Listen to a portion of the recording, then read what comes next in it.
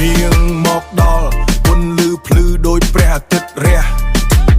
មិនមែនតែសម្រស់តែចិត្តនាងស្អាតពិតប្រាកដណាស់និយាយទន់ភ្លន់មើលទៅ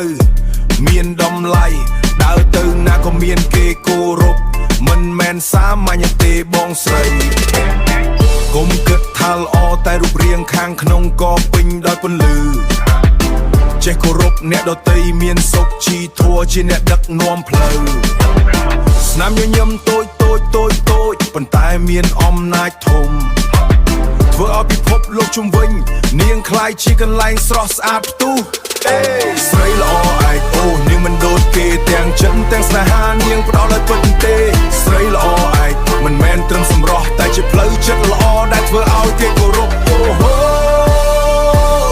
ស្រីល្អឯកនាងមានសុបិនមានគោលដៅក្នុងជីវិត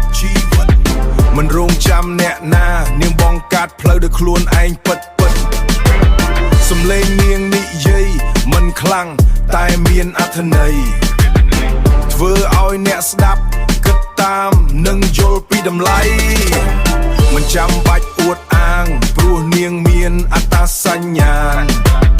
ធ្វើល្អដោយចិត្តមិនចង់បានការសរសើរជាអំណោយនៅក្នុងភ្នែកខ្ញុំនាងគឺលេខ1ស្រីល្អឯងមិនអាចរកបានងា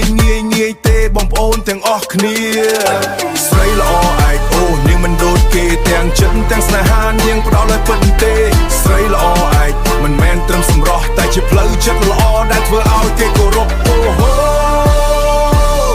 ស្រីល្អឯកហេនេះមិនមែនរឿងនិទាន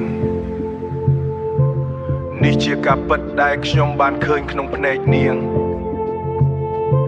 ស្រីដែលល្អពិតមិនមែនល្អតែខាងក្រៅ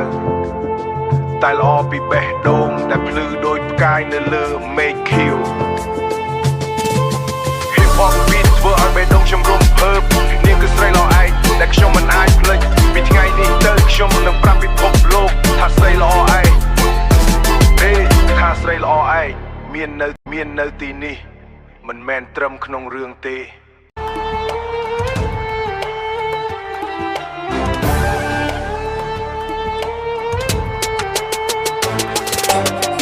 នាងមកដល់ពន្លឺភ្លឺដោយព្រះអាទិត្យរះមិនមែនតែសម្រស់តែចិត្តនាងស្អាតពិតប្រាកដណាស់និយាយទន់ភ្លន់មើលទៅមានតម្លៃដើរទៅណាក៏មានគេគោរពមិនមែនសាមញ្ញទេបងស្រីកុំគិតថាល្អតែរូបរាងខាងក្នុងក៏ពេញដោយពន្លឺចេះគោរពអ្នកដទៃមានសុខជីធัวជាអ្នកដឹកនាំផ្លូវស្នាមញញឹមតូចប៉ុន្តែមានអំណាចធំធ្វើឲ្យពិភពលោកជុំវិញនាងคล้ายជាកន្លែងស្រស់ស្អាតផ្ទុះ